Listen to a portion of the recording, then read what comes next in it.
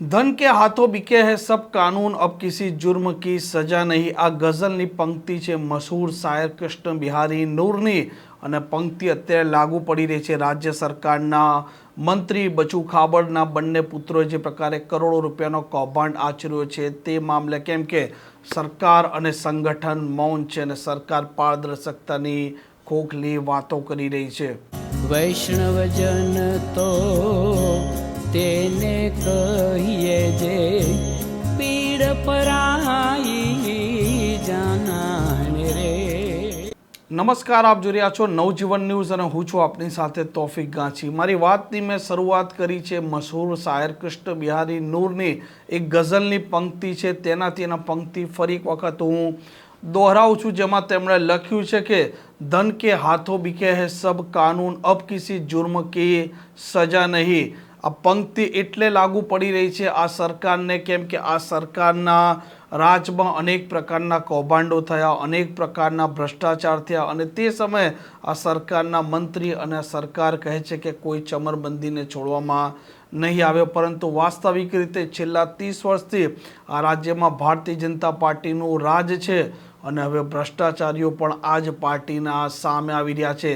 સરકારના મંત્રી બચુ ખાબડના બંને પુત્રો આ મનરેગા જે ગ્રામીણમાં શ્રમિકો જે કામ કરે છે તેમને રોજગારી આપવા માટેની કેન્દ્ર સરકારની યોજના છે। આ જ યોજનામાં આ જ ધારાસભ્ય અને આ જ રાજ્ય સરકારના મંત્રી, પંચાયત વિભાગના જ મંત્રી અને મનરેગા કૌભાંડ જે થયું છે અને મનરેગા યોજના તે પોતે પણ પંચાયત વિભાગમાં જ આવે છે। આ જ મંત્રી બચુ ખાબડના બંને પુત્રોએ કરોડો રૂપિયાનું કૌભાંડ કર્યું છે। આ મામલે આ જ સરકારના અધિકારીઓએ તપાસ કરી અને તેમણે જ ગુનો દાખલ કર્યો। તેમ છતાં આ મંત્રીનું કહેવું છે કે તટસ્થ તપાસ થશે અને તપાસ પર તેમને ભરોસો છે અને આ મામલે એમને પુત્રો અને તે પોતે પણ સહયોગ આપી રહ્યા છે। અને આ સૌથી મહત્ત્વની વાત છે કે આટલો મોટો મામલો હોવા છતાં જે સરકાર પારદર્શકતાની વાત કરે છે તે જ સરકારના મંત્રીના બંને પુત્રો કરોડો રૂપિયાના કૌભાંડમાં સપડાય છે, પોલીસના ચોપડે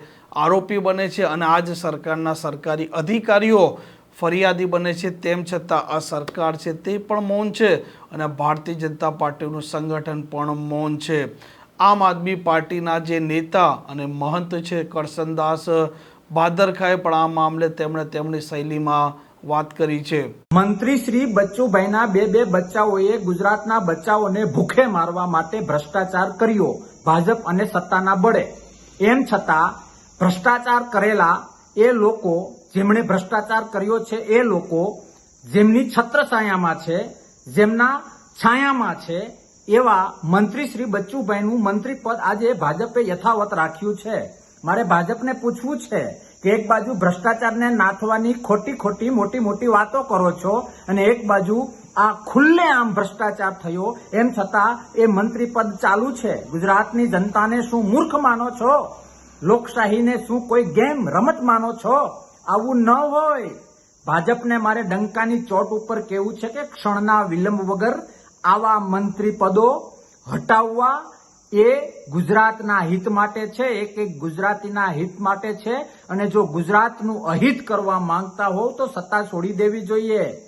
સરકારો કેમ ચલાવાય એ શીખવું હોય તો પંજાબ તરફ નજર કરો। ભાજપ માન સાહેબે MLA લેવલે ભ્રષ્ટાચારની વાત આવી તો સરકાર ખુદ FIR બની।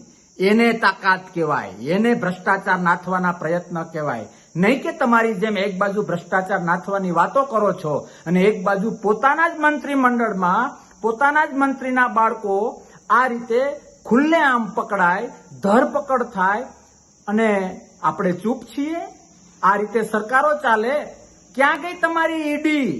ક્યાં ગઈ તમારી CBI જે હાલતન ચાલતા તમે મોકલી દો છો? બીજા તાલુકાઓમાં તપાસ ન થાય, CBIને સાઈડમાં રાખો, ઈડીને સાઈડમાં રાખો, મંત્રી પદ યથાવત રાખો।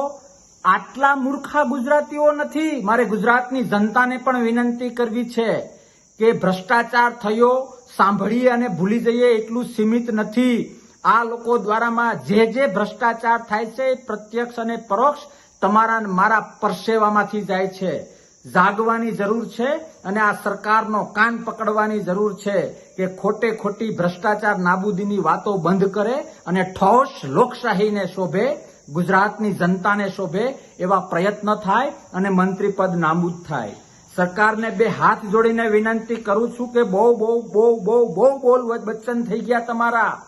એક્શન લો, એક્શન.